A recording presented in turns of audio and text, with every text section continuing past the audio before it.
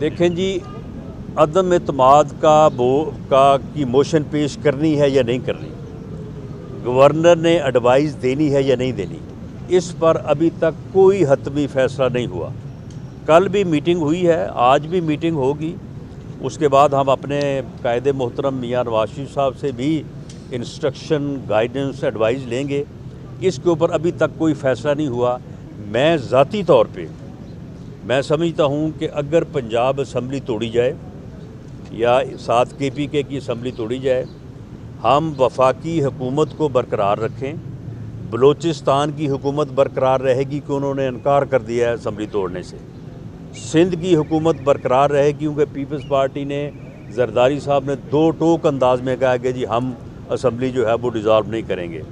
तो फिर अगर वफाकी और दोनों सूबों की हुकूमतें बरकरार रहें और पंजाब में भले ज़िमनी इलेक्शन हो या जनरल इलेक्शन हो असम्बली का, तो हम बेहतर पोजीशन में होंगे और एक ऐसी पोजीशन में होंगे कि इंशाअल्लाह ताला जो पंजाब में जो इन्होंने जो है वो एक बात बनाई हुई जी, हमारी पॉपुलैरिटी, हमारा नैरेटिव, कुछ नहीं है, कोई पॉपुलैरिटी नहीं है, कोई नैरेटिव नहीं है।